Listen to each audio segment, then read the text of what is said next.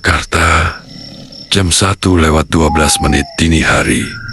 Hujan turun tipis, membasahi aspal yang memantulkan cahaya lampu jalan. Kota yang biasanya padat, kini terasa kosong. Hanya sesekali terdengar suara kendaraan melintas. Dimas berdiri di depan gedung kantornya. Lembur hari itu terasa lebih melelahkan dari biasanya.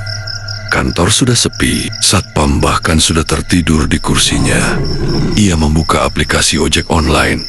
Tidak biasanya ia kesulitan dapat driver, tapi malam itu berbeda. 1 menit, 2 menit, 5 menit. Tidak ada yang menerima. Angin berhembus lebih dingin. Tiba-tiba layar ponselnya menyala sendiri. Driver ditemukan. Nama driver hanya 1 huruf. Foto profilnya buram, hitam, tidak jelas. Dimas sempat ingin membatalkan, tapi baterainya tinggal 9%. Ia menunggu, dan titik motor di aplikasi bergerak cepat, terlalu cepat. Seolah-olah motor itu tidak terhalang lampu merah atau tikungan. Kurang dari 1 menit, motor itu sudah berhenti di depannya. Motor hitam, platnya samar, jaket ojek online standar, helm full face dengan kaca hitam pekat. Mesinnya tidak bersuara seperti motor biasa, lebih seperti dengungan rendah yang stabil. Mas Dimas, suaranya datar, pelan, tidak ada nada. Iya, Dimas naik dan motor itu melaju. Rute yang diambil bukan rute biasa, bukan jalan besar, bukan jalur tercepat. Masuk gang sempit, jalanan gelap, tidak ada orang, lampu-lampu rumah mati. Dimas membuka aplikasi. Anehnya, titik lokasi mereka tidak bergerak, seolah-olah mereka diam di tempat, padahal motor terus melaju. Angin malam terasa lebih dingin dari seharusnya. Dimas melihat ke spion, dan saat itulah napasnya tertahan. Di spion tidak ada wajah. Helm itu seperti kosong. Tidak ada pantulan mata, tidak ada bayangan kepala. Hanya ruang hitam. Dimas mengedip cepat. Mungkin hanya sudut kaca. Ia mencoba menenangkan diri. Tapi motor semakin masuk ke jalan yang tidak dikenalnya. Dimas mencoba berbicara. Mas, ini lewat mana ya? Tidak ada jawaban, hanya suara angin. Ia menyentuh bahu driver. Dingin, sangat dingin. Bukan seperti kulit manusia, lebih seperti menyentuh dinding kamar mayat. Tiba-tiba, motor berhenti. Tanpa suara rem, tanpa getaran. Dimas turun perlahan. Ia melihat sekitar. Itu bukan depan rumahnya. Itu jalan kosong, lampu jalan berkedip. Ini bukan alamat saya. Driver itu tidak bergerak. Kemudian, perlahan, ia melepas helmnya. Gerakannya lambat. Sangat lambat. Helm terangkat, dan di bawahnya kosong. Tidak ada wajah. Hanya kegelapan. Seperti lubang tak berujung. Dimas tidak bisa berteriak. Suara itu terdengar lagi. Kamu yang memanggil, lampu jalan mati. Suasana sunyi total. Kami yang datang. Tiba-tiba Dimas teringat sesuatu. 2 minggu lalu, ia pernah hampir menabrak seorang pengendara motor di malam hari. Ia tidak berhenti. Ia tidak turun. Ia hanya mempercepat laju dan pergi. Motor itu jatuh. Dan Dimas tidak pernah tahu nasib pengendaranya. Ia tidak mau tahu. Semenjak malam itu, setiap jam 1:17, ia sering terbangun tanpa alasan. Dan malam ini, 01:17, angka itu muncul lagi di layar ponselnya. Suara itu semakin dekat. Kami menunggu. Bayangan hitam mulai muncul di sekelilingnya. Bentuknya seperti pengendara motor, tanpa wajah, tanpa suara, hanya berdiri mengelilinginya. Motor hitam itu kembali menyala sendiri. Lampu depannya menyinari wajah Dimas. Kamu belum menyelesaikan perjalananmu. Tiba-tiba, semuanya gelap. Dimas membuka mata. Ia tergeletak di depan rumahnya. Motor driver. Semua hilang. Ponselnya menyala. Notifikasi. Perjalanan selesai. Rating driver. Nama driver. Roh. Saldo terpotong. Waktu perjalanan. Pukul 0 menit. Sejak malam itu, Dimas tidak pernah memesan ojek lagi. Tapi setiap malam, jam 1:17, aplikasinya selalu terbuka sendiri dengan satu pesan. Driver Anda sudah tiba. Kadang terdengar suara motor berhenti di depan rumahnya. Kadang ada ketukan pelan di pintu. Dan suatu malam, ia membuka tirai jendela. Di bawah lampu jalan, motor itu ada. Mesin menyala, dan seseorang duduk di atasnya. Tanpa wajah, menunggu. Ponselnya menyala sendiri. Bukan notifikasi biasa. Layar langsung terbuka ke aplikasi ojek online. Statusnya selalu sama. Driver Anda sudah tiba, padahal ia tidak pernah memesan. Malam keempat, Dimas memutuskan tidak akan mengabaikannya lagi. Jam menunjukkan 01,16. Ia duduk di ruang tamu. Lampu dimatikan, hanya cahaya dari jendela. Detik berganti. 01,17. Tiba-tiba, suara motor berhenti tepat di depan rumah. Mesinnya tidak meraung.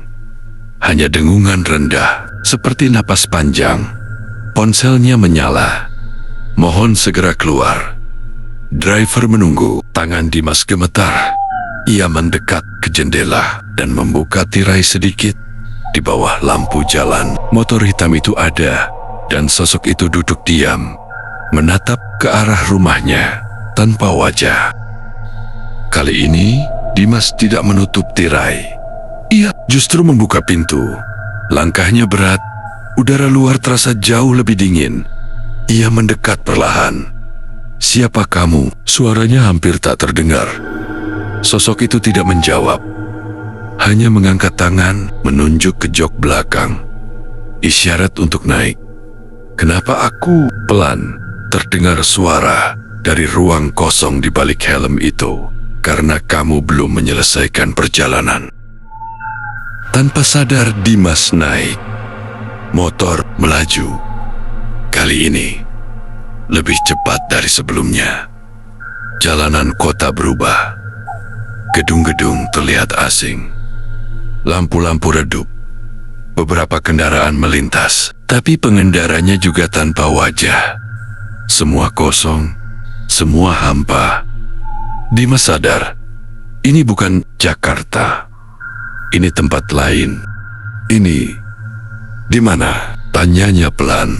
Suara itu menjawab, tempat bagi mereka yang meninggalkan sesuatu di jalan. Jantung Dimas terasa seperti diremas. Ia tahu maksudnya. Malam itu, 2 minggu lalu, ia menabrak seseorang dan memilih pergi. Motor berhenti di sebuah persimpangan gelap. Di tengah jalan, ada motor tergeletak.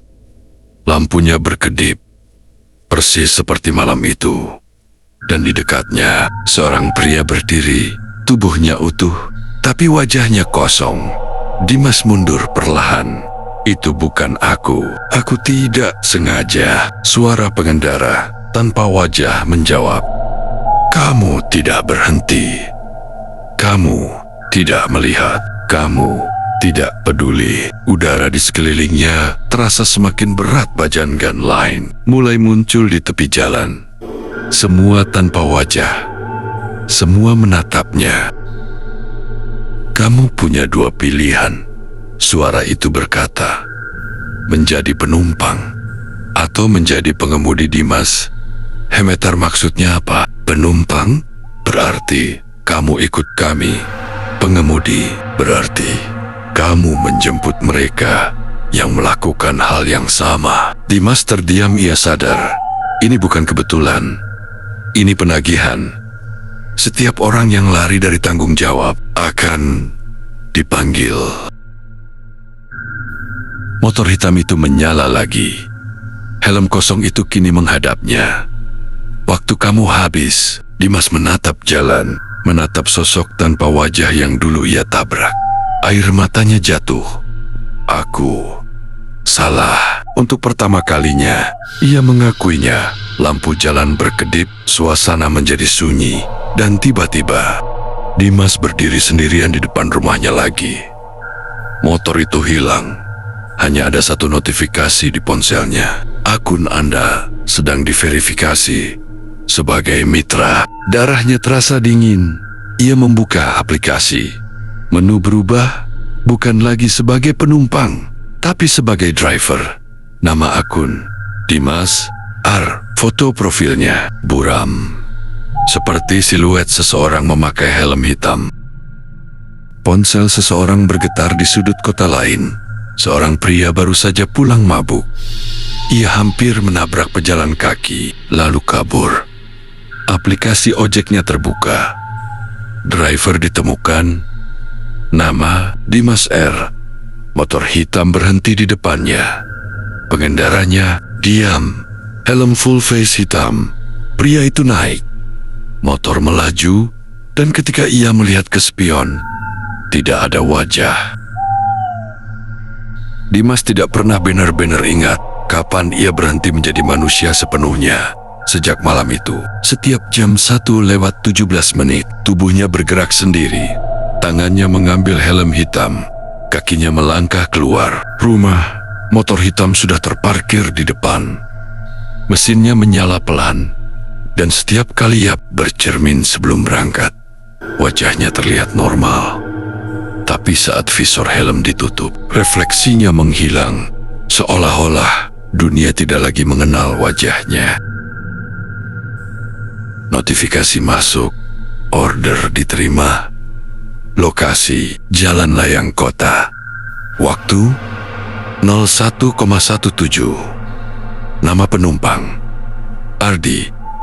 Catatan kecil muncul di bawah nama itu, meninggalkan korban. Dimas tidak tahu dari mana sistem itu tahu, tapi ia mengerti. Ia melaju. Semakin jauh motor berjalan, kota berubah.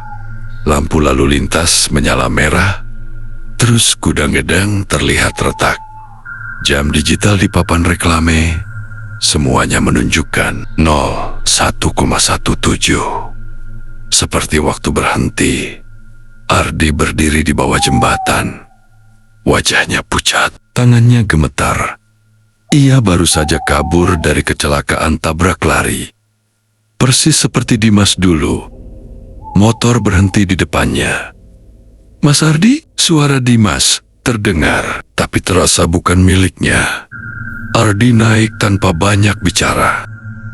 Di tengah perjalanan, Ardi melihat ke spion. Napasnya memburu. "Bang, kok wajahnya nggak kelihatan?" Dimas tidak menjawab karena ia tahu saat seseorang mulai sadar, berarti mereka sudah melewati batas. Motor berhenti di persimpangan gelap. Di sana berdiri sosok lain tanpa wajah. Tubuhnya miring, seperti orang yang pernah tertabrak. Ardi turun perlahan.